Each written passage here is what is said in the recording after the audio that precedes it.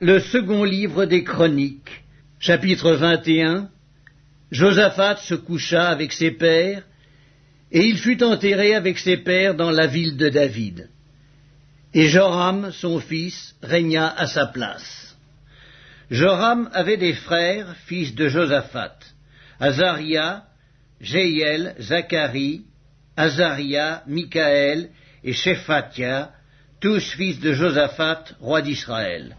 Leur père leur avait donné des présents considérables en argent, en or et en objets précieux, avec des villes fortes en Juda. Mais il laissa le royaume à Joram, parce qu'il était le premier-né. Lorsque Joram eut pris possession du royaume de son père, et qu'il se fut fortifié, il fit mourir par l'épée tous ses frères, et quelques-uns aussi des chefs d'Israël. Joram avait 32 ans lorsqu'il devint roi, et il régna 8 ans à Jérusalem. Il marcha dans la voie des rois d'Israël, comme avait fait la maison d'Akab, car il avait pour femme une fille d'Akab, et il fit ce qui est mal aux yeux de l'Éternel. Mais l'Éternel ne voulut point détruire la maison de David, à cause de l'alliance qu'il avait traitée avec David, et de la promesse qu'il avait faite de lui donner toujours une lampe à lui et à ses fils. De son temps, Édom se révolta contre l'autorité de Juda et se donna un roi. Joram partit avec ses chefs et tous ses chars. S'étant levé de nuit, il battit les Édomites qui l'entouraient et les chefs des chars. La rébellion d'Édom contre l'autorité de Juda a duré jusqu'à ce jour.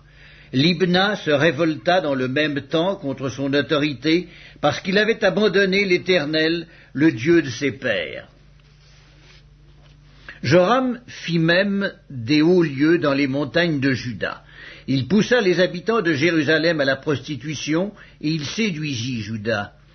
Il lui vint un écrit du prophète Élie, disant « Ainsi parle l'Éternel, le Dieu de David, ton père, parce que tu n'as pas marché dans les voies de Josaphat, ton père, et dans les voies d'Asa, roi de Juda, mais que tu as marché dans la voie des rois d'Israël, parce que tu as entraîné à la prostitution Juda et les habitants de Jérusalem, comme l'a fait la maison d'Akab à l'égard d'Israël, et parce que tu as fait mourir tes frères, meilleurs que toi, la maison même de ton père, voici, l'Éternel frappera ton peuple d'une grande plaie, tes fils, tes femmes et tout ce qui t'appartient.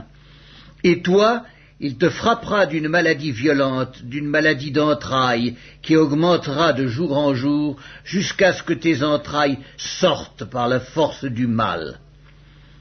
Et l'Éternel excita contre Joram l'esprit des Philistins et des Arabes, qui sont dans le voisinage des Éthiopiens. Ils montèrent contre Juda, y firent une invasion, pillèrent toutes les richesses qui se trouvaient dans la maison du roi, et emmenèrent ses fils et ses femmes, de sorte qu'il ne lui resta d'autre fils que Joachaz, le plus jeune de ses fils. Après tout cela, l'Éternel le frappa d'une maladie d'entrailles qui était sans remède. Elle augmenta de jour en jour, et sur la fin de la seconde année, les entrailles de Joram sortirent par la force de son mal. Il mourut dans de violentes souffrances. Et son peuple ne brûla point de parfum en son honneur, comme il l'avait fait pour ses pères. Il avait 32 ans lorsqu'il devint roi, et il régna 8 ans à Jérusalem. Il s'en alla sans être regretté, et on l'enterra dans la ville de David, mais non dans les sépulcres des rois. Le second livre des Chroniques, chapitre 22. Les habitants de Jérusalem firent régner à sa place Akazia, son plus jeune fils, car la troupe venue au camp avec les Arabes avait tué tous les plus âgés. Ainsi régna Akazia, fils de Joram, roi de Juda. Akazia avait 42 ans lorsqu'il devint roi, et il régna 1 an à Jérusalem. Sa mère s'appelait Athalie, fille d'Omri. Il marcha dans les voies de la maison d'Akab, car sa mère lui donnait des conseils impies. Il fit ce qui est mal aux yeux de l'Éternel, comme la maison d'Akab, où il eut après la mort de son père des conseillers pour sa perte. Entraîné par leurs conseils, il alla avec Joram, fils d'Akab, roi d'Israël, à la guerre contre Hazaël, roi de Syrie, à Ramoth en Galaad. Et les Syriens blessèrent Joram. Joram s'en retourna pour se faire guérir à Jizréel des blessures que les Syriens lui avaient faites à Rama lorsqu'il se battait contre Hazaël, roi de Syrie. Azaria, fils de Joram, roi de Juda, descendit pour voir Joram, fils d'Akab, à Jizréel, parce qu'il était malade. Par la volonté de Dieu, ce fut pour sa ruine qu'Akazia se rendit auprès de Joram. Lorsqu'il fut arrivé, il sortit avec Joram pour aller au-devant de Jéhu, fils de Nimski, que l'Éternel avait oint pour exterminer la maison d'Akab. Et comme Jéhu faisait justice de la maison d'Akab, il trouva les chefs de Juda et les fils des frères d'Akazia qui étaient au service d'Akazia, et il les tua. Il chercha Akazia, et on le saisit dans Samarie, où il s'était caché. On l'amena auprès de Jéhu, et on le fit mourir. Puis ils l'enterrèrent, car ils disaient, « C'est le fils de Josaphat qui cherchait l'Éternel de tout son cœur. » Et il ne resta personne de la maison d'Akazia qui fut en état de régner. Athalie, mère d'Akazia, voyant que son fils était mort, se leva et fit périr toute la race royale de la maison de Juda. Mais Yoskabéat, fille du roi, prit Joas, fils d'Akazia, et l'enleva du milieu des fils du roi, quand on les fit mourir. Elle le mit avec sa nourrice dans la chambre d'Élie. Ainsi, Yoskabéat, fille du roi Joram, femme du sacrificateur Jéhojada et sœur d'Akazia, le déroba au regard d'Athalie, qui ne le fit point mourir. Il resta 6 ans caché avec eux dans la maison de Dieu. Et c'était Athalie qui régnait dans le pays. Le second livre des Chroniques, chapitre 23.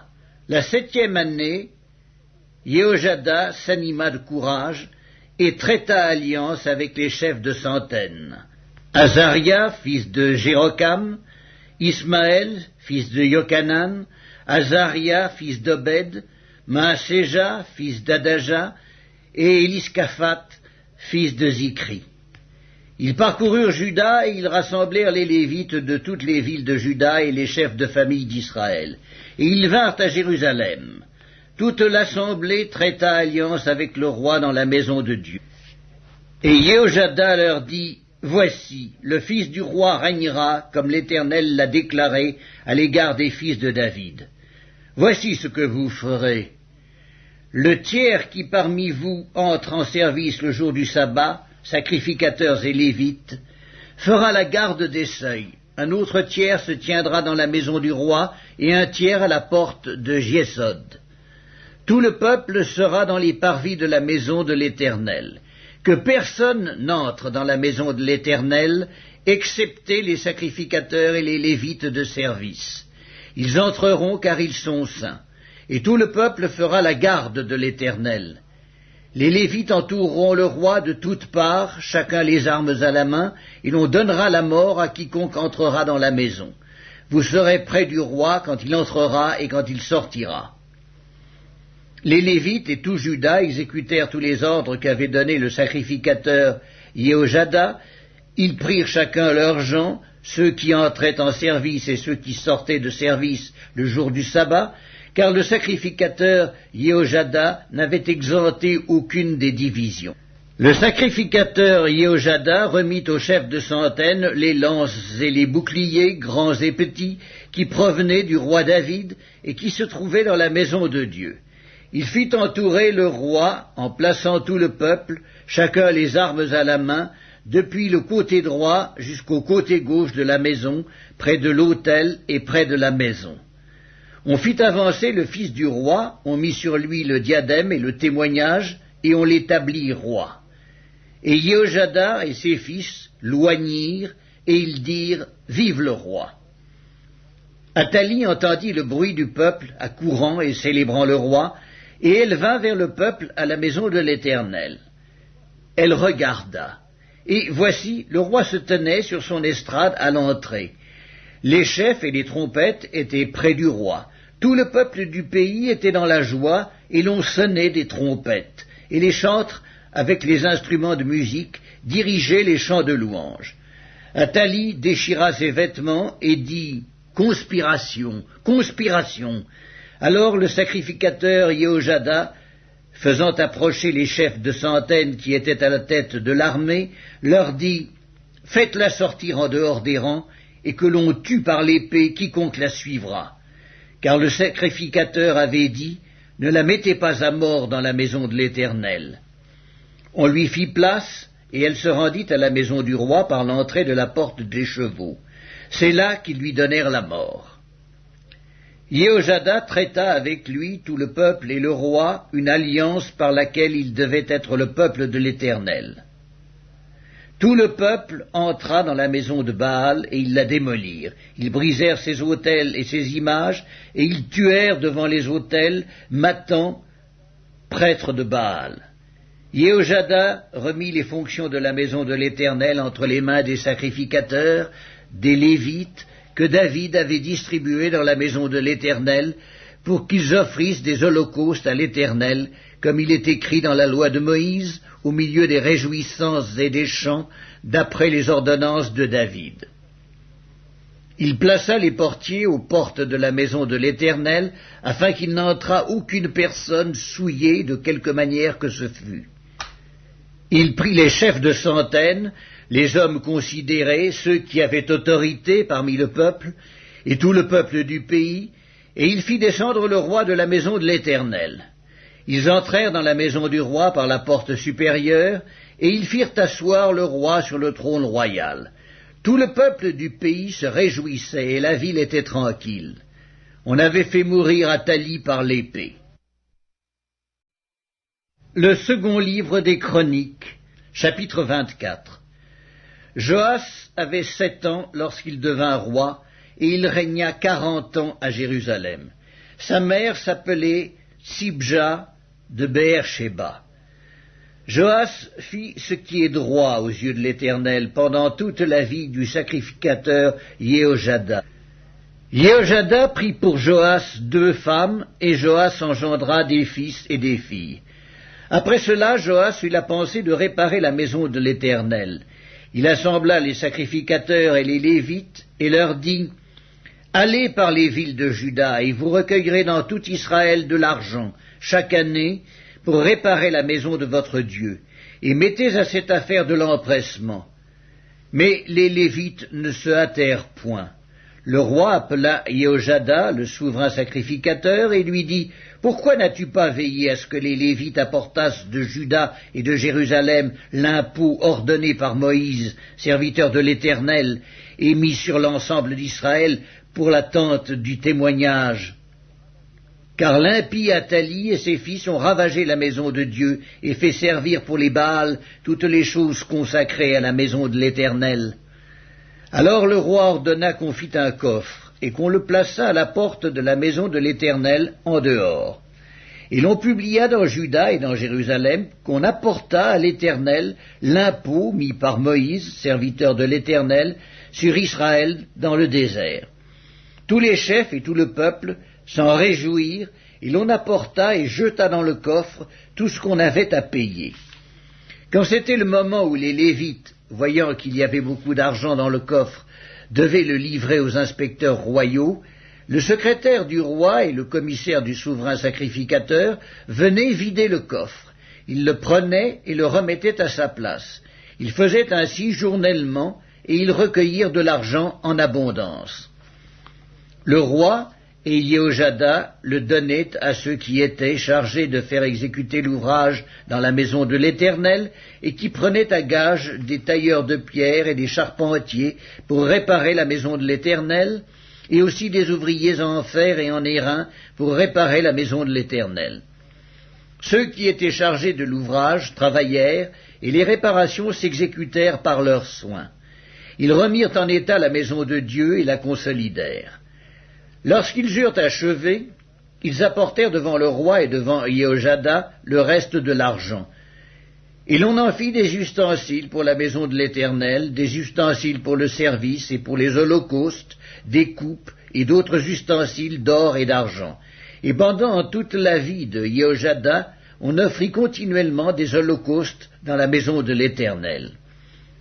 Jéhojada mourut, âgé et rassasié de jours. Il avait à sa mort 130 ans. On l'enterra dans la ville de David avec les rois, parce qu'il avait fait du bien en Israël, et à l'égard de Dieu et à l'égard de sa maison. Après la mort de Jéhojada, les chefs de Juda vinrent se prosterner devant le roi. Alors le roi les écouta. Et ils abandonnèrent la maison de l'Éternel, le Dieu de leur père, et ils servirent les Astartés et les idoles. La colère de l'Éternel fut sur Juda et sur Jérusalem, parce qu'ils s'étaient ainsi rendus coupables. L'Éternel envoya parmi eux des prophètes pour les ramener à lui, mais ils n'écoutèrent point les avertissements qu'ils en reçurent. Zacharie, fils du sacrificateur Jéhojada, fut revêtu de l'Esprit de Dieu. Il se présenta devant le peuple et lui dit « Ainsi parle Dieu, pourquoi transgressez-vous les commandements de l'Éternel? Vous ne prospérerez point, car vous avez abandonné l'Éternel et il vous abandonnera. » Et ils conspirèrent contre lui et le lapidèrent par ordre du roi dans le parvis de la maison de l'Éternel. Le roi Joas ne se souvint pas de la bienveillance qu'avait eue pour lui Jéhojada, père de Zacharie, et il fit périr son fils. Zacharie dit en mourant, « Que l'Éternel voie et qu'il fasse justice. » Quand l'année fut révolue, l'armée des Syriens monta contre Joas, et vint en Juda et à Jérusalem. Ils tuèrent parmi le peuple tous les chefs du peuple, et ils envoyèrent au roi de Damas tout leur butin. L'armée des Syriens arriva avec un petit nombre d'hommes, et cependant l'Éternel livra entre leurs mains une armée considérable, parce qu'ils avaient abandonné l'Éternel, le Dieu de leur père. Et les Syriens firent justice de Joas. Lorsqu'ils se furent éloignés de lui, après l'avoir laissé dans de grandes souffrances, ses serviteurs conspirèrent contre lui à cause du sang des fils du sacrificateur Jéhojada. Ils le tuèrent sur son lit, et il mourut. On l'enterra dans la ville de David, mais on ne l'enterra pas dans les sépulcres des rois. Voici ceux qui conspirèrent contre lui. Zabad, fils de Skiméat, femme ammonite, et Josabad, fils de Skimrit, femme moabite.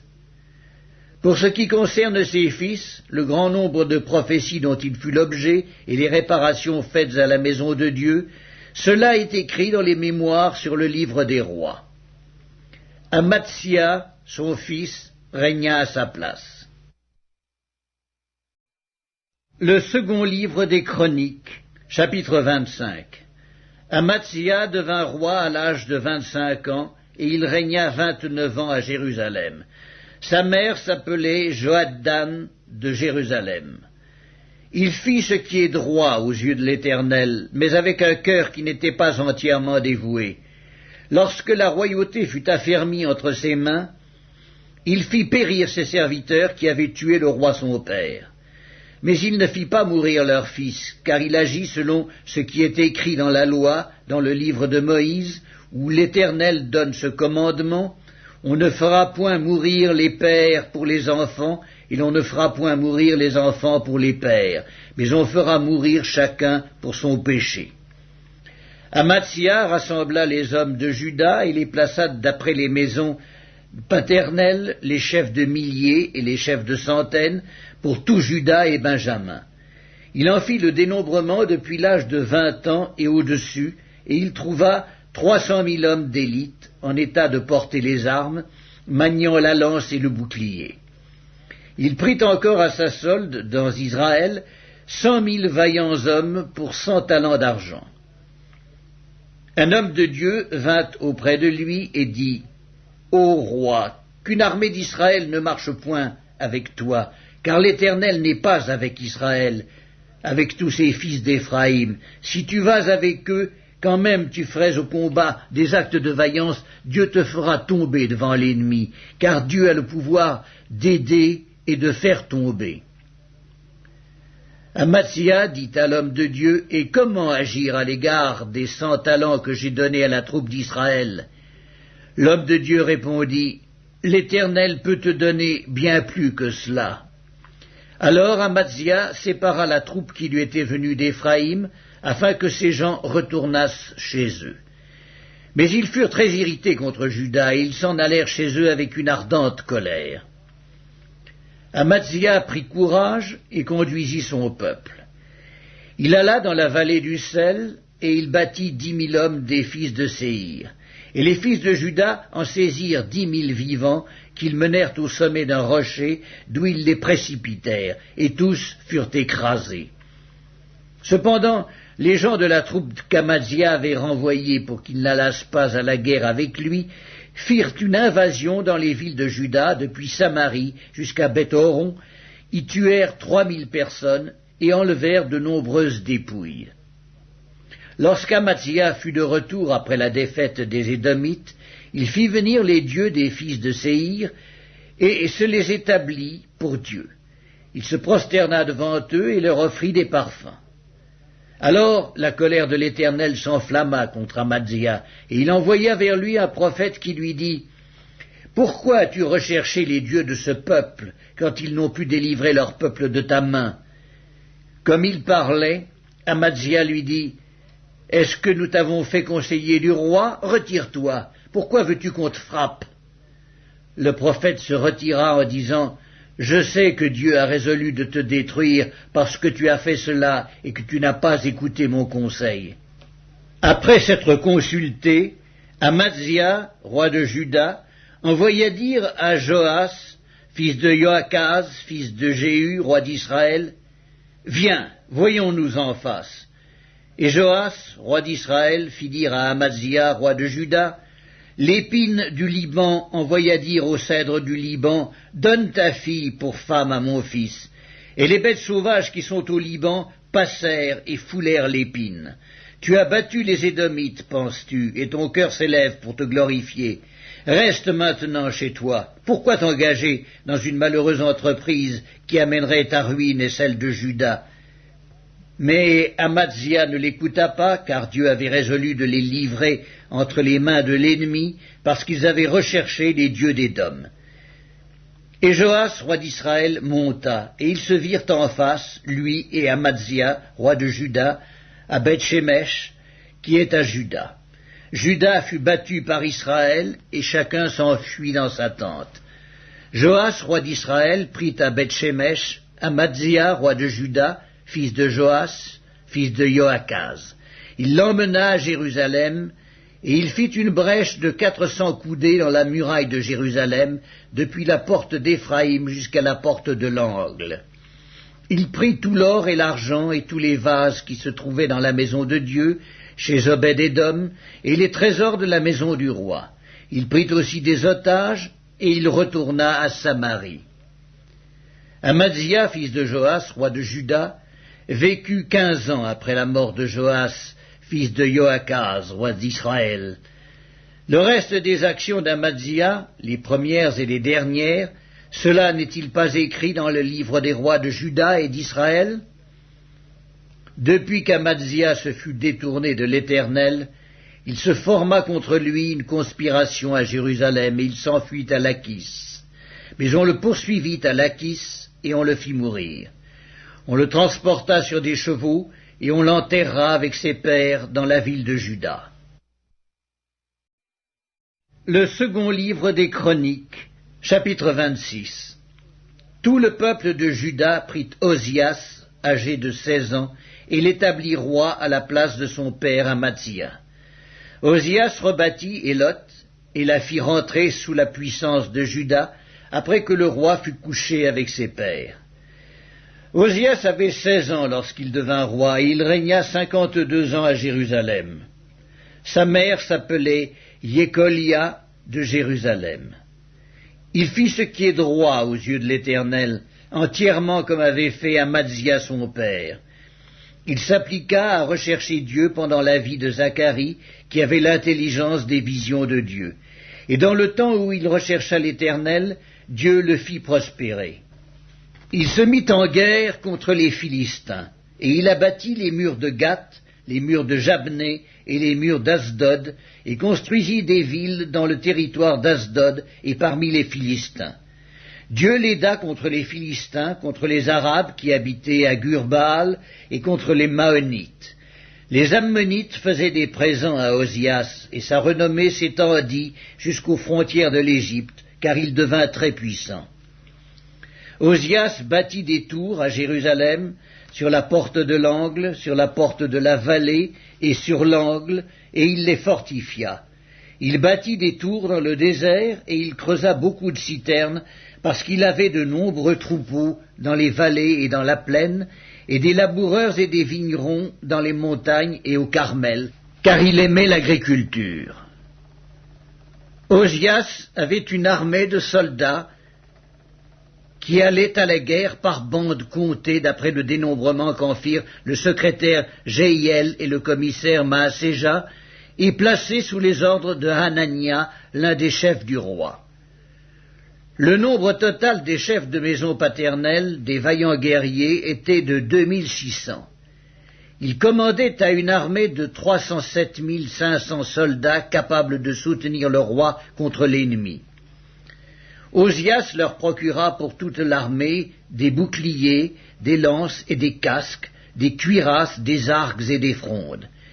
Il fit faire à Jérusalem des machines inventées par un ingénieur et destinées à être placées sur les tours et sur les angles pour lancer des flèches et de grosses pierres. Sa renommée s'étendit au loin, car il fut merveilleusement soutenu jusqu'à ce qu'il devint puissant. Mais lorsqu'il fut puissant, son cœur s'éleva pour le perdre. Il pécha contre l'Éternel son Dieu. Il entra dans le temple de l'Éternel pour brûler des parfums sur l'autel des parfums. Le sacrificateur Azaria entra après lui, avec 80 sacrificateurs de l'Éternel, hommes courageux, qui s'opposèrent au roi Ozias et lui dirent « Tu n'as pas le droit, Ozias, d'offrir des parfums à l'Éternel. Ce droit appartient aux sacrificateurs, fils d'Aaron, qui ont été consacrés pour les offrir. Sors du sanctuaire, car tu commets un péché, et cela ne tournera pas à ton honneur devant l'Éternel Dieu. » La colère s'empara d'Ozias, qui tenait un encensoir à la main, et comme il s'irritait contre les sacrificateurs, la lèpre éclata sur son front, en présence des sacrificateurs, dans la maison de l'Éternel, près de l'autel des parfums. Le souverain sacrificateur Azaria et tous les sacrificateurs portèrent les regards sur lui, et voici, il avait la lèpre au front. Ils le mirent précipitamment dehors, et lui-même se hâta de sortir, parce que l'Éternel l'avait frappé.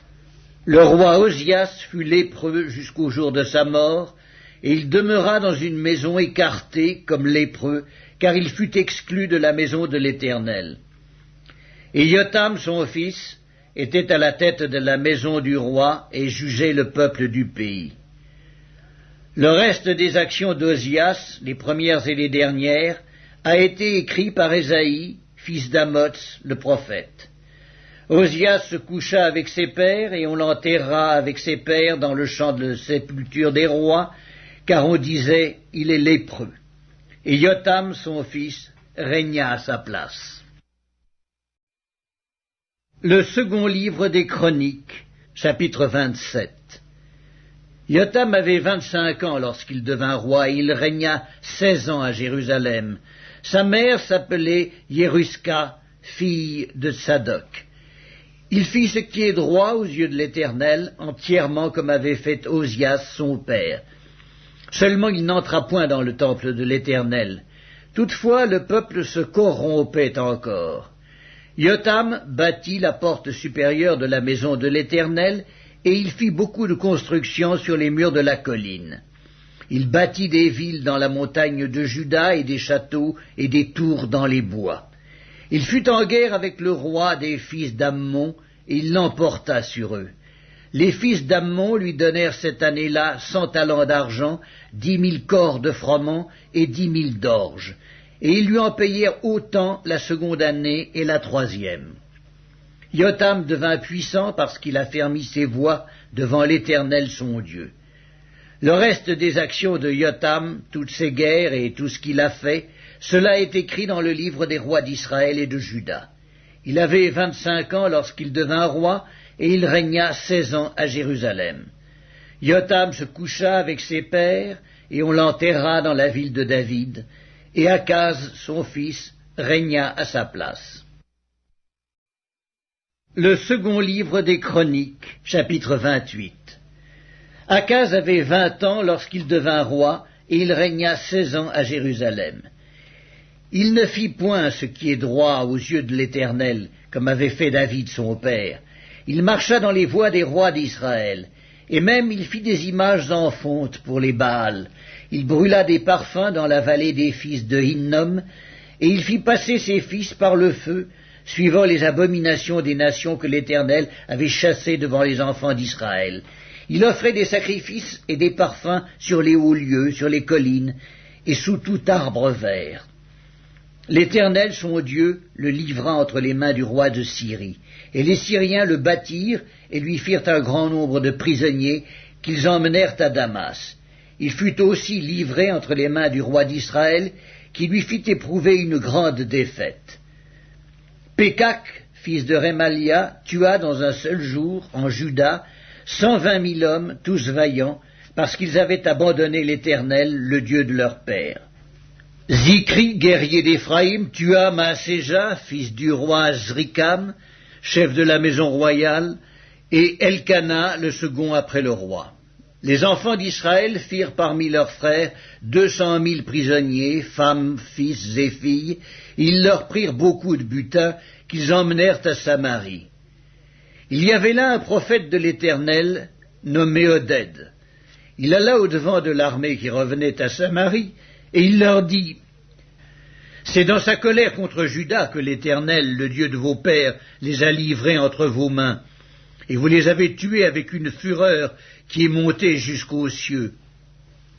Et vous pensez maintenant faire des enfants de Juda et de Jérusalem vos serviteurs et vos servantes?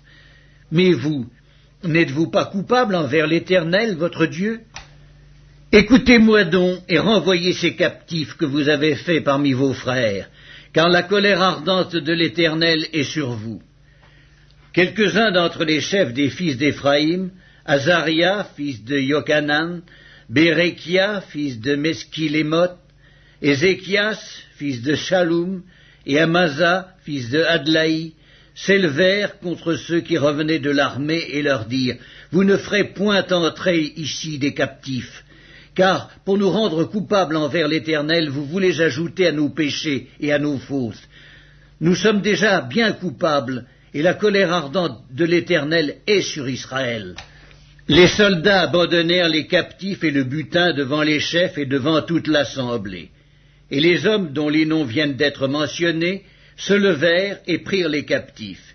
Ils employèrent le butin à vêtir tous ceux qui étaient nus, ils leur donnèrent des habits et des chaussures, ils les firent manger et boire, ils les joignirent, ils conduisirent sur des ânes tous ceux qui étaient fatigués, et ils les menèrent à Jéricho, la ville des palmiers, auprès de leurs frères. Puis ils retournèrent à Samarie. En ce temps-là, le roi Akaz envoya demander du secours au roi d'Assyrie. Les Édomites vinrent encore, battirent Juda et emmenèrent des captifs. Les Philistins firent une invasion dans les villes de la plaine et du midi de Juda. Ils prirent Beth-Shemesh, Ajalon, Guédéroth, Soko et les villes de son ressort, Timna et les villes de son ressort, Gimzo et les villes de son ressort, et ils s'y établirent. Car l'Éternel humilia Juda à cause d'Akaz, roi d'Israël, qui avait jeté le désordre dans Juda et commis des péchés contre l'Éternel. Tilgat-Pilnézer, roi d'Assyrie, vint contre lui, le traita en ennemi et ne le soutint pas. Car Akaz dépouilla la maison de l'Éternel, la maison du roi et celle des chefs, pour faire des présents au roi d'Assyrie, ce qui ne lui fut d'aucun secours. Pendant qu'il était dans la détresse, il continuait à pécher contre l'Éternel, lui, le roi Akaz. Il sacrifia au dieu de Damas qu'il avait frappé, et il dit, « Puisque les dieux des rois de Syrie leur viennent en aide, je leur sacrifierai pour qu'ils me secourent. » Mais ils furent l'occasion de sa chute et de celle de tout Israël. Akaz rassembla les ustensiles de la maison de Dieu, et il mit en pièces les ustensiles de la maison de Dieu. Il ferma les portes de la maison de l'Éternel, il se fit des autels à tous les coins de Jérusalem, et il établit des hauts lieux dans chacune des villes de Juda pour offrir des parfums à d'autres dieux.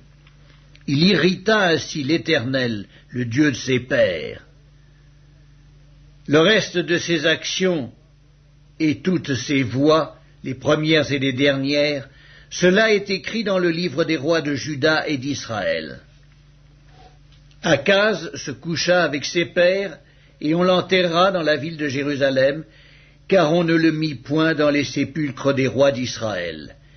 Et Ézéchias, son fils, régna à sa place.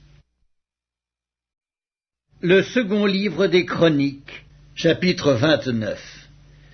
Ézéchias devint roi à l'âge de 25 ans, et il régna 29 ans à Jérusalem. Sa mère s'appelait Abijah, fille de Zacharie. Il fit ce qui est droit aux yeux de l'Éternel, entièrement comme avait fait David son père. La première année de son règne, au premier mois, il ouvrit les portes de la maison de l'Éternel et les répara. Il fit venir les sacrificateurs et les Lévites, qu'il assembla dans la place orientale, et il leur dit, « Écoutez-moi, Lévites, maintenant sanctifiez-vous, sanctifiez la maison de l'Éternel, le Dieu de vos pères, et mettez ce qui est impur hors du sanctuaire, car nos pères ont péché, ils ont fait ce qui est mal aux yeux de l'Éternel, notre Dieu. Ils l'ont abandonné, ils ont détourné leur regard du tabernacle de l'Éternel et lui ont tourné le dos. Ils ont même fermé les portes du portique et éteint les lampes, et ils n'ont offert au Dieu d'Israël ni parfum, ni holocauste dans le sanctuaire. Aussi la colère de l'Éternel a été sur Juda et sur Jérusalem, et il les a livrés au trouble, à la désolation et à la moquerie, comme vous le voyez de vos yeux. Et voici, à cause de cela, nos pères sont tombés par l'épée, et nos fils, nos filles et nos femmes sont en captivité. J'ai donc l'intention de faire alliance avec l'Éternel, le Dieu d'Israël, pour que son ardente colère se détourne de nous. Maintenant, mes fils, cessez d'être négligents, car vous avez été choisis par l'Éternel pour vous tenir à son service devant lui, pour être ses serviteurs et pour lui offrir des parfums. Et les Lévites se levèrent. Macat, fils d'Amasaï, Joël, fils d'Azaria, des fils des Kéatites, et des fils des Mérarites, Kis, fils d'Abdi, Azaria, fils de Jéhalélel, et des Gerconites, Joach, fils de Zimma, Éden, fils de Joach, et des fils d'Élitsaphon, Skimri et Jéhiel, et des fils d'Azaph, Zacharie et Mattania, et des fils d'Éman, Jéhiel et Skiméi, et des fils de Yédoutoun, Skemaéja et Uziel. Ils réunirent leurs frères, et après s'être sanctifiés, ils vinrent pour purifier la maison de l'Éternel, selon l'ordre du roi, et d'après les paroles de l'Éternel. Les sacrificateurs entrèrent dans l'intérieur de la maison de l'Éternel pour la purifier. Ils sortirent toutes les impuretés qu'ils trouvèrent dans le temple de l'Éternel, et les mirent dans le parvis de la maison de l'Éternel, où les Lévites les reçurent pour les emporter dehors au torrent de Cédron. Ils commencèrent ces purifications le premier jour du premier mois. Le 8e jour du mois, ils entrèrent dans le portique de l'Éternel, et ils mirent 8 jours à purifier la maison de l'Éternel. Le 16e jour du premier mois, ils avaient achevé. Ils se rendirent ensuite chez le roi Ézéchias, et ils dirent, « Nous avons purifié toute la maison de l'Éternel, l'autel des holocaustes et tous ses ustensiles, et la table des pains de proposition et tous ses ustensiles. Nous avons remis en état et purifié tous les ustensiles que le roi Akaz avait profanés pendant son règne, lors de ses transgressions. Ils sont devant l'autel de l'Éternel. » Le roi Ézéchias se leva de bon matin, assembla les chefs de la ville et monta à la maison de l'Éternel. Ils offrirent 7 taureaux, 7 béliers, 7 agneaux et 7 boucs en sacrifice d'expiation pour le royaume, pour le sanctuaire et pour Juda. Le roi ordonna aux sacrificateurs, fils d'Aaron, de les offrir sur l'autel de l'Éternel. Les sacrificateurs égorgèrent les bœufs et reçurent le sang qu'ils répandirent sur l'autel. Ils égorgèrent les béliers et répandirent le sang sur l'autel. Ils égorgèrent les agneaux et répandirent le sang sur l'autel. On amena ensuite les boucs expiatoires devant le roi et devant l'assemblée, qui posèrent leurs mains sur eux. Les sacrificateurs les égorgèrent et répandirent leur sang au pied de l'autel en expiation pour les péchés de tout Israël, car c'était pour tout Israël que le roi avait ordonné l'holocauste et le sacrifice d'expiation. Il fit placer les Lévites dans la maison de l'Éternel avec des cymbales, des luttes et des harpes, selon l'ordre de David, de Gad, le voyant du roi, et de Nathan, le prophète. Car c'était un ordre de l'Éternel transmis par ses prophètes. Les Lévites prirent place avec les instruments de David et les sacrificateurs avec les trompettes. Ézéchias ordonna d'offrir l'holocauste sur l'autel, et au moment où on commença l'holocauste, commença aussi le chant de l'Éternel au son des trompettes et avec accompagnement des instruments de David, roi d'Israël. Toute l'assemblée se prosterna, et on chanta le cantique et l'on sonna des trompettes, le tout jusqu'à ce que l'holocauste fût achevé. Et quand on eut achevé d'offrir l'holocauste, le roi et tous ceux qui étaient avec lui fléchirent le genou et se prosternèrent. Puis le roi Ézéchias et les chefs dirent aux Lévites de célébrer l'Éternel avec les paroles de David et du prophète Asaph. Et ils le célébrèrent avec des transports de joie, et ils s'inclinèrent et se prosternèrent. Ézéchiel prit alors la parole et dit, « Maintenant que vous vous êtes consacrés à l'Éternel, approchez-vous, amenez des victimes et offrez des sacrifices d'action de grâce à la maison de l'Éternel. » Et l'assemblée amena des victimes et offrit des sacrifices d'action de grâce, et tous ceux dont le cœur était bien disposé offrirent des holocaustes. Le nombre des holocaustes offerts par l'assemblée fut de 70 bœufs, 100 béliers et 200 agneaux. Toutes ces victimes furent immolées en holocauste à l'Éternel, et l'on consacra encore 600 bœufs et 3000 brebis. Mais les sacrificateurs étaient en petit nombre, et ils ne purent dépouiller tous les holocaustes. Leurs frères, les Lévites, les aidèrent jusqu'à ce que l'ouvrage fût fini, et jusqu'à ce que les autres sacrificateurs se fussent sanctifiés, car les Lévites avaient eu plus à cœur de se sanctifier que les sacrificateurs. Il y avait d'ailleurs beaucoup d'holocaustes avec les graisses des sacrifices d'action de grâce et avec les libations des holocaustes. Ainsi fut rétabli le service de la maison de l'Éternel. Ézéchias et tout le peuple se réjouirent de ce que Dieu avait bien disposé le peuple, car la chose se fit subitement. Le second livre des Chroniques, chapitre 30. Ézéchias envoya des messagers dans tout Israël et Juda, et il écrivit aussi des lettres à Éphraïm et à Manassé, pour qu'ils vinssent à la maison de l'Éternel à Jérusalem célébrer la Pâque en l'honneur de l'Éternel, le Dieu d'Israël. Le roi, ses chefs et toute l'assemblée avaient tenu conseil à Jérusalem afin que la Pâque fût célébrée au second mois, car on ne pouvait la faire en son temps parce que les sacrificateurs ne s'étaient pas sanctifiés en assez grand nombre et que le peuple n'était pas rassemblé à Jérusalem. La chose ayant eu l'approbation du roi et de toute l'assemblée, ils décidèrent de faire une publication dans tout Israël, depuis Beersheba jusqu'à Dan, pour que l'on vînt à Jérusalem célébrer la Pâque en l'honneur de l'Éternel, le Dieu d'Israël, car elle n'était plus célébrée par la multitude comme il est écrit. Les coureurs allèrent avec les lettres du roi et de ses chefs dans tout Israël et Juda. Et d'après l'ordre du roi, ils dirent, « Enfants d'Israël, revenez à l'Éternel, le Dieu d'Abraham, d'Isaac et d'Israël, afin qu'il revienne à vous, reste échappé de la main des rois d'Assyrie. Ne soyez pas comme vos pères et comme vos frères, qui ont péché contre l'Éternel, le Dieu de leur père, et qui l'a livré à la désolation, comme vous le voyez. Ne raidissez donc pas votre cou comme vos pères. Donnez la main à l'Éternel, venez à son sanctuaire, qu'il a sanctifié pour toujours, et servez l'Éternel votre Dieu, pour que sa colère ardente se détourne de vous. Si vous revenez à l'Éternel, vos frères et vos fils trouveront miséricorde auprès de ceux qui les ont emmenés captifs, et ils reviendront dans ce pays. Car l'Éternel votre Dieu est compatissant et miséricordieux, et il ne détournera pas sa face de vous si vous revenez à lui. Les coureurs allèrent ainsi de ville en ville dans le pays d'Éphraïm et de Manassé, et jusqu'à Zabulon. Mais on se riait et l'on se moquait d'eux. Cependant, quelques hommes d'Azer, de Manassé et de Zabulon s'humilièrent et vinrent à Jérusalem.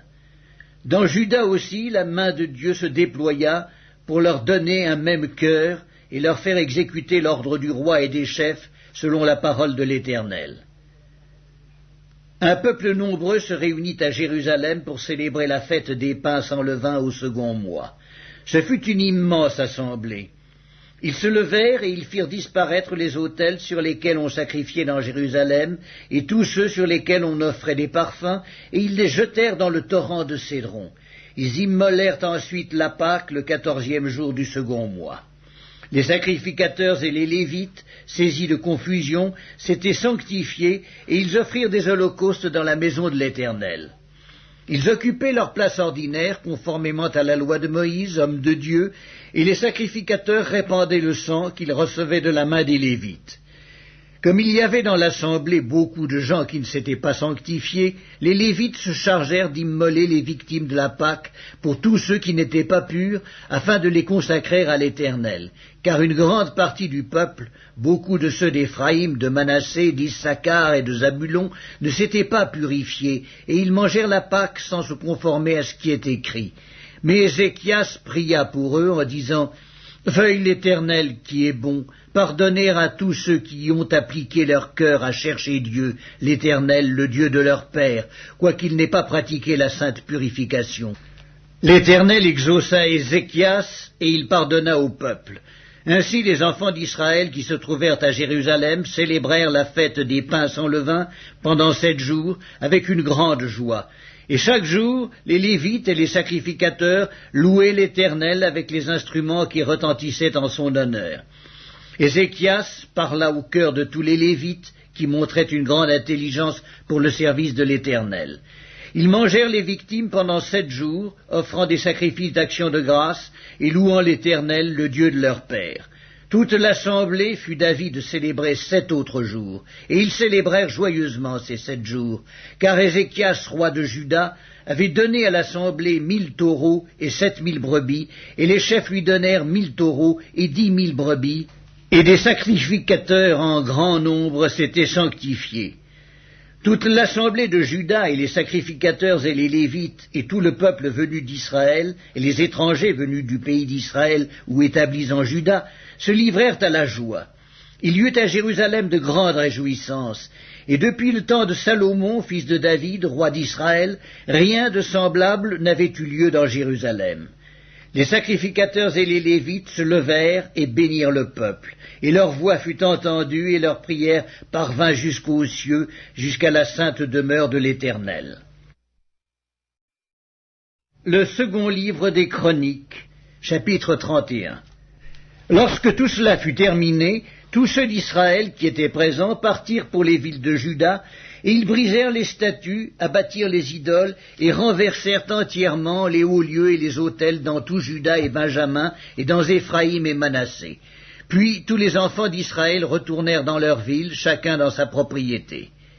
Ézéchias rétablit les classes des sacrificateurs et des Lévites d'après leur division, chacun selon ses fonctions, sacrificateurs et Lévites, pour les holocaustes et les sacrifices d'action de grâce, pour le service, pour les chants et les louanges, aux portes du camp de l'Éternel.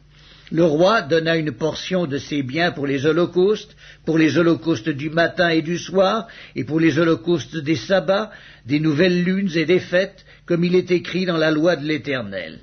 Et il dit au peuple, aux habitants de Jérusalem, de donner la portion des sacrificateurs et des Lévites afin qu'ils observassent fidèlement la loi de l'Éternel. Lorsque la chose fut répandue, les enfants d'Israël donnèrent en abondance les prémices du blé, du mou, de l'huile, du miel et de tous les produits des champs. Ils apportèrent aussi en abondance la dîme de tout. De même, les enfants d'Israël et de Juda qui demeuraient dans les villes de Juda donnèrent la dîme du gros et du menu bétail et la dîme des choses saintes qui étaient consacrées à l'Éternel, leur Dieu, et dont on fit plusieurs tas. On commença à former les tas au 3e mois et l'on acheva au 7e mois. Ézéchias et les chefs vinrent voir les tas et ils bénirent l'Éternel et son peuple d'Israël. Et Ézéchias interrogea les sacrificateurs et les Lévites au sujet de ces tas. Alors le souverain sacrificateur Azaria, de la maison de Sadoc, lui répondit: Depuis qu'on a commencé d'apporter les offrandes dans la maison de l'Éternel, nous avons mangé, nous nous sommes rassasiés, et nous en avons beaucoup laissé, car l'Éternel a béni son peuple, et voici la grande quantité qu'il y a de reste. Ézéchias donna l'ordre de préparer des chambres dans la maison de l'Éternel, et on les prépara. On y apporta fidèlement les offrandes, la dîme et les choses saintes. Le Lévite Conania en eut l'intendance et son frère Skiméi était en second. Jéhiel, Azazia, Nakat, Azaël, Jérimoth, Josabad, Eliel, Gismakia, Makat et Benaja étaient employés sous la direction de Conania et de son frère Skiméi, d'après l'ordre du roi Ézéchias et d'Azaria, chef de la maison de Dieu. Le Lévite Coré, fils de Jimna, portier de l'Orient, avait l'intendance des dons volontaires faits à Dieu pour distribuer ce qui était présenté à l'Éternel par élévation et les choses très saintes. Dans les villes sacerdotales, Éden, Benjamin, Josué, Semaïja, Amaria, Skekania étaient placés sous sa direction pour faire fidèlement les distributions à leurs frères, grands et petits, selon leur division, aux mâles enregistrés depuis l'âge de 3 ans et au-dessus, à tous ceux qui entraient journellement dans la maison de l'Éternel pour faire leur service selon leurs fonctions et selon leur division, aux sacrificateurs enregistrés d'après leur maison paternelle, et aux Lévites de 20 ans et au-dessus, selon leurs fonctions et selon leur division, à ceux de toute l'assemblée enregistrés avec tous leurs petits-enfants, leurs femmes, leurs fils et leurs filles, car ils se consacraient fidèlement au service du sanctuaire.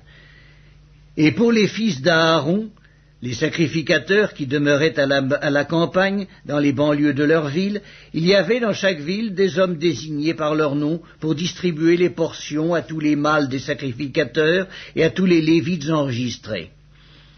Voilà ce que fit Ézéchias dans tout Juda.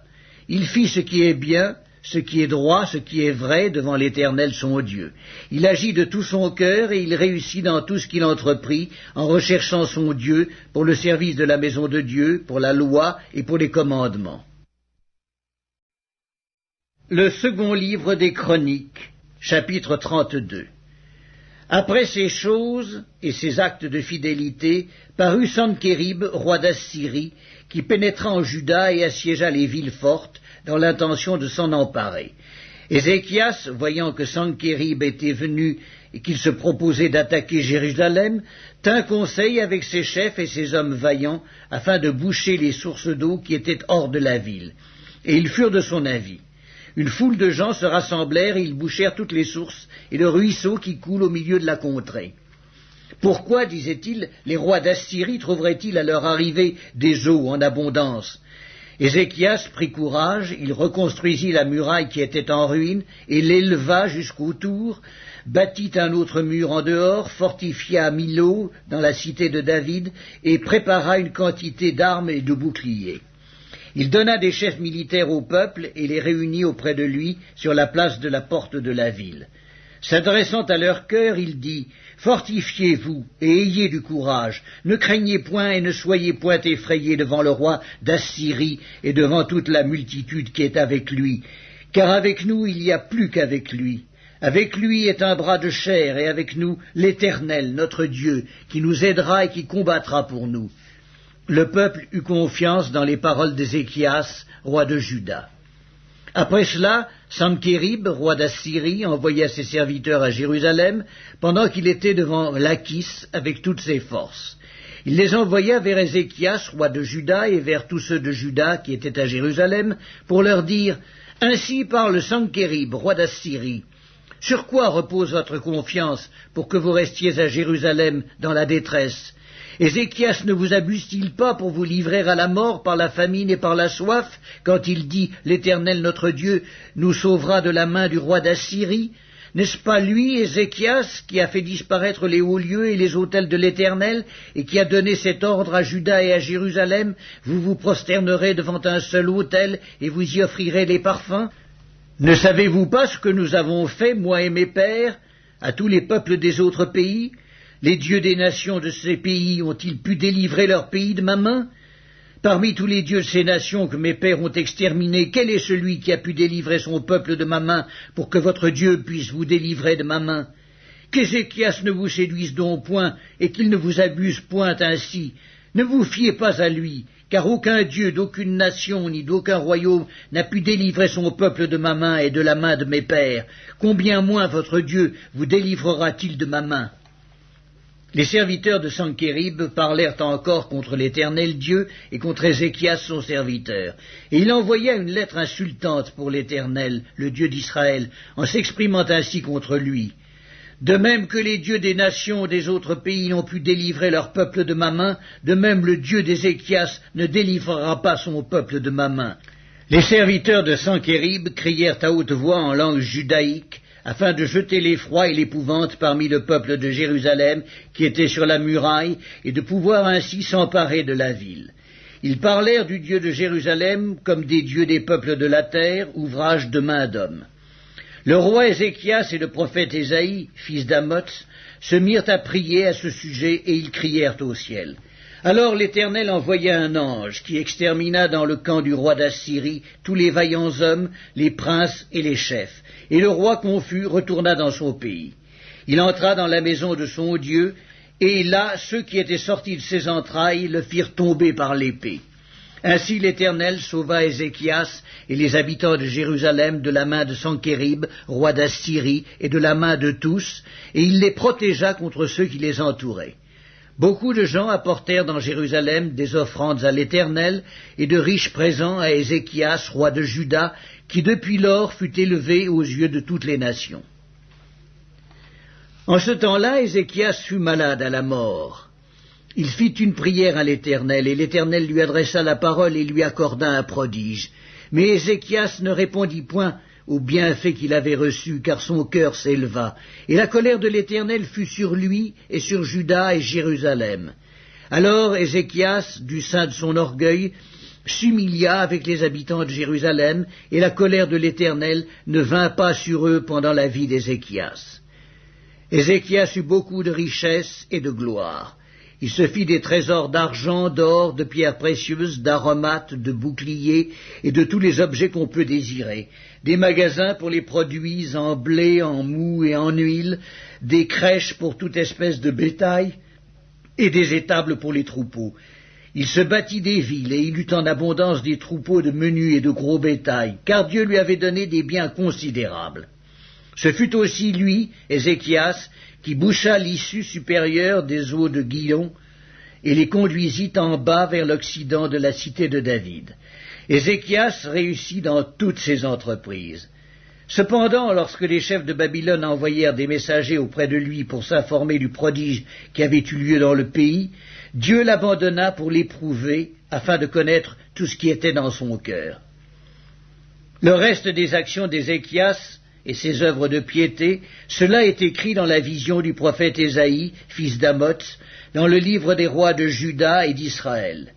Ézéchias se coucha avec ses pères, et on l'enterra dans le lieu le plus élevé des sépulcres des fils de David. Tout Juda et les habitants de Jérusalem lui rendirent honneur à sa mort, et Manassé, son fils, régna à sa place. Le second livre des Chroniques, chapitre 33. Manassé avait 12 ans lorsqu'il devint roi, et il régna 55 ans à Jérusalem.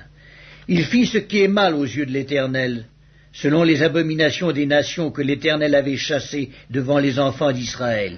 Il rebâtit les hauts lieux qu'Ézéchias son père avait renversés. Il éleva des autels au Baal. Il fit des idoles d'Astarté, et il se prosterna devant toute l'armée des cieux et la servit.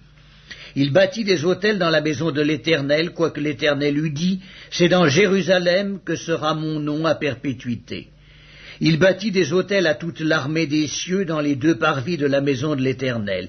Il fit passer ses fils par le feu dans la vallée des fils de Hinnom. Il observait les nuages et les serpents pour en tirer des pronostics. Il s'adonnait à la magie, et il établit des gens qui évoquaient les esprits et qui prédisaient l'avenir. Il fit de plus en plus ce qui est mal aux yeux de l'Éternel, afin de l'irriter. Il plaça l'image taillée de l'idole qu'il avait faite dans la maison de Dieu, de laquelle Dieu avait dit à David et à Salomon son fils, « C'est dans cette maison et c'est dans Jérusalem que j'ai choisi parmi toutes les tribus d'Israël que je veux à toujours placer mon nom. Je ne ferai plus sortir Israël du pays que j'ai destiné à vos pères, pourvu seulement qu'ils aient soin de mettre en pratique tout ce que je leur ai commandé, selon toute la loi, les préceptes et les ordonnances prescrits par Moïse. Mais Manassé fut cause que Juda et les habitants de Jérusalem s'égarèrent et firent le mal plus que les nations que l'Éternel avait détruites devant les enfants d'Israël. L'Éternel parla à Manassé et à son peuple, et ils n'y firent point attention. Alors l'Éternel fit venir contre eux les chefs de l'armée du roi d'Assyrie, qui saisirent Manassé et le mirent dans les fers. Ils le lièrent avec des chaînes d'airain et le menèrent à Babylone. Lorsqu'il fut dans la détresse, il implora l'Éternel son Dieu, et il s'humilia profondément devant le Dieu de ses pères. Il lui adressa ses prières, et l'Éternel, se laissant fléchir, exauça ses supplications et le ramena à Jérusalem dans son royaume. Et Manassé reconnut que l'Éternel est Dieu. Après cela, il bâtit en dehors de la ville de David et à l'occident, vers Guillon, dans la vallée, un mur qui se prolongeait jusqu'à la porte des Poissons et dont il entoura la colline, et il l'éleva à une grande hauteur. Et il mit aussi des chefs militaires dans toutes les villes fortes de Juda. Il fit disparaître de la maison de l'Éternel les dieux étrangers et l'idole, et il renversa tous les autels qu'il avait bâtis sur la montagne de la maison de l'Éternel et à Jérusalem. Et il les jeta hors de la ville. Il rétablit l'autel de l'Éternel, et il y offrit des sacrifices d'action de grâce et de reconnaissance, et il ordonna à Juda de servir l'Éternel, le Dieu d'Israël. Le peuple sacrifiait bien encore sur les hauts lieux, mais seulement à l'Éternel son Dieu. Le reste des actions de Manassé, sa prière à son Dieu, et les paroles des prophètes qui lui parlèrent au nom de l'Éternel, le Dieu d'Israël, cela est écrit dans les actes des rois d'Israël. Sa prière et la manière dont Dieu l'exauça, ses péchés et ses infidélités, les places où il bâtit des hauts lieux et dressa des idoles et des images taillées avant de s'être humilié, cela est écrit dans le livre de Osaïe. Manassé se coucha avec ses pères et on l'enterra dans sa maison. Et Amon, son fils, régna à sa place. Amon avait 22 ans lorsqu'il devint roi et il régna 2 ans à Jérusalem. Il fit ce qui est mal aux yeux de l'Éternel, comme avait fait Manassé son père. Il sacrifia toutes les images taillées qu'avait faites Manassé son père, et il les servit. Il ne s'humilia pas devant l'Éternel comme s'était humilié Manassé son père, car lui, Amon, se rendit de plus en plus coupable. Ses serviteurs conspirèrent contre lui et le firent mourir dans sa maison. Mais le peuple du pays frappa tous ceux qui avaient conspiré contre le roi Amon, et le peuple du pays établit roi Josias, son fils, à sa place. Le second livre des Chroniques, chapitre 34. Josias avait 8 ans lorsqu'il devint roi, et il régna 31 ans à Jérusalem.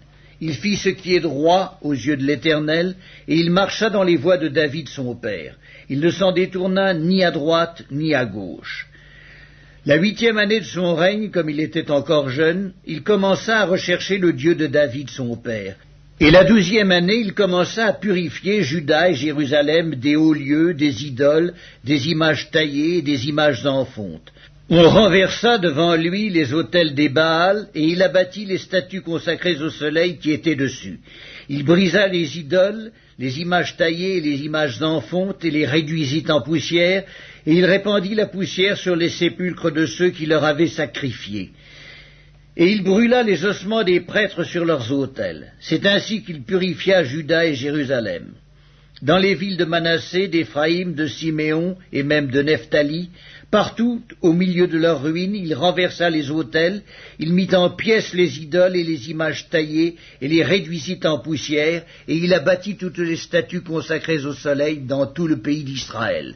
Puis il retourna à Jérusalem. La 18e année de son règne, après qu'il eut purifié le pays et la maison, il envoya Scaphan, fils d'Atsalia, Maaséja, chef de la ville, et Joach, fils de Joachaz, l'archiviste, pour réparer la maison de l'Éternel son Dieu. Ils se rendirent auprès du souverain sacrificateur, Hilkija, et on livra l'argent qui avait été apporté dans la maison de Dieu, et que les Lévites gardiens du seuil avaient recueilli de Manassé et d'Éphraïm et de tout le reste d'Israël et de tout Juda et Benjamin et des habitants de Jérusalem. On le remit entre les mains de ceux qui étaient chargés de faire exécuter l'ouvrage dans la maison de l'Éternel. Et ils l'employèrent pour ceux qui travaillaient aux réparations de la maison de l'Éternel, pour les charpentiers et les maçons, pour les achats de pierres de taille et de bois destinés aux poutres et à la charpente des bâtiments qu'avaient détruits les rois de Juda. Ces hommes agirent avec probité dans leur travail. Ils étaient placés sous l'inspection de Yakat et Abdias, lévites d'entre les fils de Merari, et de Zacharie et Mesculam d'entre les fils des Kéatites. Tous ceux des Lévites qui étaient habiles musiciens surveillaient les manœuvres et dirigeaient tous les ouvriers occupés aux divers travaux. Il y avait encore d'autres Lévites secrétaires, commissaires et portiers. Au moment où l'on sortit l'argent qui avait été apporté dans la maison de l'Éternel, le sacrificateur Ilkija trouva le livre de la loi de l'Éternel donné par Moïse. Alors Ilkija prit la parole et dit à Scaphan, le secrétaire, « J'ai trouvé le livre de la loi dans la maison de l'Éternel. » Et Ilkija donna le livre à Scaphan, et Scaphan apporta le livre au roi et lui rendit aussi compte en disant, « Tes serviteurs ont fait tout ce qui leur a été commandé. Ils ont amassé l'argent qui se trouvait dans la maison de l'Éternel et l'ont remis entre les mains des inspecteurs et des ouvriers. » Scaphan, le secrétaire, dit encore au roi, « Le sacrificateur Ilkija m'a donné un livre. » Et Scaphan le lut devant le roi. Lorsque le roi entendit les paroles de la loi, il déchira ses vêtements. Et le roi donna cet ordre à Ilkija, à Akikam, fils de Scaphan, à Abdon, fils de Miché, à Scaphan le secrétaire, et à Assaja, serviteur du roi, « Allez consulter l'Éternel pour moi et pour ce qui reste en Israël et en Juda, au sujet des paroles de ce livre qu'on a trouvé.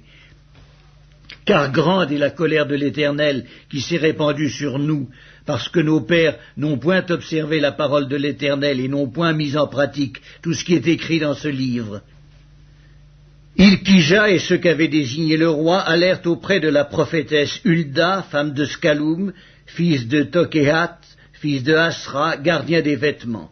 Elle habitait à Jérusalem dans l'autre quartier de la ville. Après qu'ils eurent exprimé ce qu'ils avaient à lui dire, elle leur répondit, « Ainsi parle l'Éternel, le Dieu d'Israël. Dites à l'homme qui vous a envoyé vers moi, ainsi parle l'Éternel. Voici, je vais faire venir des malheurs sur ce lieu et sur ses habitants, toutes les malédictions écrites dans le livre qu'on a lu devant le roi de Juda. Parce qu'ils m'ont abandonné et qu'ils ont offert des parfums à d'autres dieux afin de m'irriter par tous les ouvrages de leurs mains, ma colère s'est répandue sur ce lieu et elle ne s'éteindra point. Mais vous direz au roi de Juda qui vous a envoyé pour consulter l'Éternel, « Ainsi parle l'Éternel, le Dieu d'Israël, au sujet des paroles que tu as entendues. Parce que ton cœur a été touché, parce que tu t'es humilié devant Dieu en entendant ces paroles contre ce lieu et contre ses habitants, parce que tu t'es humilié devant moi, parce que tu as déchiré tes vêtements et que tu as pleuré devant moi, moi aussi j'ai entendu, dit l'Éternel. Voici, je te recueillerai auprès de tes pères, tu seras recueilli en paix dans ton sépulcre, et tes yeux ne verront pas tous les malheurs que je ferai venir sur ce lieu et sur ses habitants. » Ils rapportèrent au roi cette réponse. Le roi fit assembler tous les anciens de Juda et de Jérusalem. Puis il monta à la maison de l'Éternel avec tous les hommes de Juda et les habitants de Jérusalem, les sacrificateurs et les Lévites, et tout le peuple, depuis le plus grand jusqu'au plus petit. Il lut devant eux toutes les paroles du livre de l'Alliance qu'on avait trouvé dans la maison de l'Éternel. Le roi se tenait sur son estrade et il traita alliance devant l'Éternel, s'engageant à suivre l'Éternel et à observer ses ordonnances, ses préceptes et ses lois de tout son cœur et de toute son âme, afin de mettre en pratique les paroles de l'alliance écrites dans ce livre. Et il fit entrer dans l'alliance tous ceux qui se trouvaient à Jérusalem et en Benjamin. Et les habitants de Jérusalem agirent selon l'alliance de Dieu, du Dieu de leur père. Josias fit disparaître toutes les abominations de tous les pays appartenant aux enfants d'Israël, et il obligea tous ceux qui se trouvaient en Israël à servir l'Éternel leur Dieu. Pendant toute sa vie, ils ne se détournèrent point de l'Éternel, le Dieu de leur père. Le second livre des Chroniques, chapitre 35. Josias célébra la Pâque en l'honneur de l'Éternel à Jérusalem, et l'on immola la Pâque le 14e jour du premier mois. Il établit les sacrificateurs dans leurs fonctions et les encouragea au service de la maison de l'Éternel. Il dit aux Lévites qui enseignaient tout Israël et qui étaient consacrés à l'Éternel: placez l'arche sainte dans la maison qu'a bâtie Salomon, fils de David, roi d'Israël. Vous n'avez plus à la porter sur l'épaule. Servez maintenant l'Éternel votre Dieu et son peuple d'Israël. Tenez-vous prêts selon vos maisons paternelles, selon vos divisions, comme l'ont réglé par écrit David, roi d'Israël, et Salomon son fils. Occupez vos places dans le sanctuaire, d'après les différentes maisons paternelles de vos frères, les fils du peuple, et d'après la classification des maisons paternelles des Lévites. Immolez la Pâque, sanctifiez-vous, et préparez-la pour vos frères, en vous conformant à la parole de l'Éternel prononcée par Moïse. Josias donna aux gens du peuple, à tous ceux qui se trouvaient là, des agneaux et des chevreaux au nombre de 30 000, le tout pour la Pâque, et 3 000 bœufs. Cela fut pris sur les biens du roi. Ses chefs firent de bon gré un présent au peuple, aux sacrificateurs et aux Lévites. Ilkija, Zacharie et Jéhiel, princes de la maison de Dieu, donnèrent aux sacrificateurs pour la Pâque 2600 agneaux et 300 bœufs. Conania, Shemaéja et Netanaël, ses frères, Ascabia, Jéhiel, Jozabad, chef des Lévites, donnèrent aux Lévites pour la Pâque 5000 agneaux et 500 bœufs. Le service s'organisa et les sacrificateurs et les Lévites occupèrent leur place selon leur division, d'après l'ordre du roi. Ils immolèrent la Pâque, et les sacrificateurs répandirent le sang qu'ils recevaient de la main des Lévites, et les Lévites dépouillèrent les victimes. Ils mirent à part les holocaustes pour les donner aux différentes maisons paternelles des gens du peuple, afin qu'ils les offrissent à l'Éternel, comme il est écrit dans le livre de Moïse. Et de même pour les bœufs. Ils firent cuire la Pâque au feu selon l'ordonnance, et ils firent cuire les choses saintes dans des chaudières, des chaudrons et des poêles, et ils s'empressèrent de les distribuer à tout le peuple. Ensuite ils préparèrent ce qui était pour eux et pour les sacrificateurs, car les sacrificateurs, fils d'Aaron, furent occupés jusqu'à la nuit à offrir les holocaustes et les graisses. C'est pourquoi les Lévites préparèrent pour eux et pour les sacrificateurs, fils d'Aaron. Les chantres, fils d'Azaph, étaient à leur place selon l'ordre de David, d'Azaph, d'Héman et de Yéduthun, le voyant du roi, et les portiers étaient à chaque porte. Ils n'eurent pas à se détourner de leur office, car leurs frères les Lévites préparèrent ce qui était pour eux. Ainsi fut organisé ce jour-là tout le service de l'Éternel pour faire la Pâque et pour offrir les holocaustes sur l'autel de l'Éternel, d'après l'ordre du roi Josias. Les enfants d'Israël qui se trouvaient là célébrèrent la Pâque en ce temps et la fête des pains sans levain pendant 7 jours. Aucune Pâque pareille à celle-là n'avait été célébrée en Israël depuis les jours de Samuel le prophète. Et aucun des rois d'Israël n'avait célébré une Pâque pareille à celle que célébrèrent Josias, les sacrificateurs et les Lévites, tout Juda et Israël qui s'y trouvaient, et les habitants de Jérusalem. Ce fut la 18e année du règne de Josias que cette Pâque fut célébrée. Après tout cela, après que Josias eut réparé la maison de l'Éternel, Nécho, roi d'Égypte, monta pour combattre à Carchemish, sur l'Euphrate, et Josias marcha à sa rencontre. Et Nécho lui envoya des messagers pour dire: « Qu'y a-t-il entre moi et toi, roi de Juda ? Ce n'est pas contre toi que je viens aujourd'hui, c'est contre une maison avec laquelle je suis en guerre. Et Dieu m'a dit de me hâter. Ne t'oppose pas à Dieu qui est avec moi, de peur qu'il ne te détruise. » Mais Josias ne se détourna point de lui, et il se déguisa pour l'attaquer, sans écouter les paroles de Nécho qui venaient de la bouche de Dieu. Il s'avança pour combattre dans la vallée de Megiddo. Les archers tirèrent sur le roi Josias, et le roi dit à ses serviteurs: « Emportez-moi, car je suis gravement blessé. » Ses serviteurs l'emportèrent du char, le mirent dans un second char qui était à lui, et l'amenèrent à Jérusalem. Il mourut et fut enterré dans le sépulcre de ses pères. Tout Juda et Jérusalem pleurèrent Josias. Jérémie fit une complainte sur Josias. Tous les chanteurs et toutes les chanteuses ont parlé de Josias dans leurs complaintes jusqu'à ce jour, et en ont établi la coutume en Israël. Ces chants sont écrits dans les complaintes. Le reste des actions de Josias et ses œuvres de piété, telles que les prescrit la loi de l'Éternel, ses premières et ses dernières actions, cela est écrit dans le livre des rois d'Israël et de Juda. Le second livre des Chroniques, chapitre 36. Le peuple du pays prit Joachaz, fils de Josias, et l'établit roi à la place de son père à Jérusalem. Joachaz avait 23 ans lorsqu'il devint roi et il régna 3 mois à Jérusalem. Le roi d'Égypte le destitua à Jérusalem et frappa le pays d'une contribution de 100 talents d'argent et d'1 talent d'or. Et le roi d'Égypte établit roi sur Juda, sur Jérusalem, Éliakim, frère de Joachaz. Et il changea son nom en celui de Joachim. Néco prit son frère Joachaz et l'emmena en Égypte. Joachim avait 25 ans lorsqu'il devint roi et il régna 11 ans à Jérusalem. Il fit ce qui est mal aux yeux de l'Éternel son Dieu. Nebuchadnezzar, roi de Babylone, monta contre lui et le lia avec des chaînes d'airain pour le conduire à Babylone. Nebuchadnezzar emporta à Babylone des ustensiles de la maison de l'Éternel et il les mit dans son palais à Babylone. Le reste des actions de Joachim, les abominations qu'il commit et ce qui se trouvait en lui, cela est écrit dans le livre des rois d'Israël et de Juda.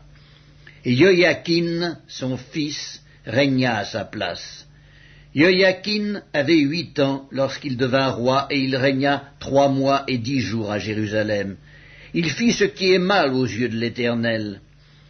L'année suivante, le roi Nebuchadnezzar le fit emmener à Babylone avec les ustensiles précieux de la maison de l'Éternel. Et il établit roi sur Juda et sur Jérusalem Sédécias, frère de Joachim. Sédécias avait 21 ans lorsqu'il devint roi, et il régna 11 ans à Jérusalem. Il fit ce qui est mal aux yeux de l'Éternel son Dieu, et il ne s'humilia point devant Jérémie le prophète qui lui parlait de la part de l'Éternel. Il se révolta même contre le roi Nebuchadnezzar qu'il avait fait jurer par le nom de Dieu, et il raidit son cou et endurcit son cœur au point de ne pas retourner à l'Éternel, le Dieu d'Israël. Tous les chefs des sacrificateurs et le peuple multiplièrent aussi les transgressions selon toutes les abominations des nations, et ils profanèrent la maison de l'Éternel qu'il avait sanctifiée à Jérusalem. L'Éternel, le Dieu de leur père, donna de bonne heure à ses envoyés la mission de les avertir, car il voulait épargner son peuple et sa propre demeure. Mais ils se moquèrent des envoyés de Dieu, ils méprisèrent ses paroles, et ils se raillèrent de ses prophètes, jusqu'à ce que la colère de l'Éternel contre son peuple devint sans remède. Alors l'Éternel fit monter contre eux le roi des Chaldéens, et tua par l'épée leurs jeunes gens dans la maison de leur sanctuaire. Il n'épargna ni le jeune homme, ni la jeune fille, ni le vieillard, ni l'homme aux cheveux blancs, il livra tout entre ses mains. Nebuchadnezzar emporta à Babylone tous les ustensiles de la maison de Dieu, grands et petits, les trésors de la maison de l'Éternel et les trésors du roi et de ses chefs. Ils brûlèrent la maison de Dieu, ils démolirent les murailles de Jérusalem, ils livrèrent au feu tous ses palais et détruisirent tous les objets précieux. Nebuchadnezzar emmena captifs à Babylone ceux qui échappèrent à l'épée, et ils lui furent assujettis, à lui et à ses fils, jusqu'à la domination du royaume de Perse, afin que s'accomplît la parole de l'Éternel prononcée par la bouche de Jérémie, jusqu'à ce que le pays eût joui de ses sabbats, il se reposa tout le temps qu'il fut dévasté, jusqu'à l'accomplissement de 70 ans. La première année de Cyrus, roi de Perse, afin que s'accomplît la parole de l'Éternel prononcée par la bouche de Jérémie, l'Éternel réveilla l'esprit de Cyrus, roi de Perse, qui fit faire de vive voix et par écrit cette publication dans tout son royaume. Ainsi parle Cyrus, roi de Perse. L'Éternel, le Dieu des cieux, m'a donné tous les royaumes de la terre, et il m'a commandé de lui bâtir une maison à Jérusalem en Juda. Qui d'entre vous est de son peuple? Que l'Éternel, son Dieu, soit avec lui et qu'il monte.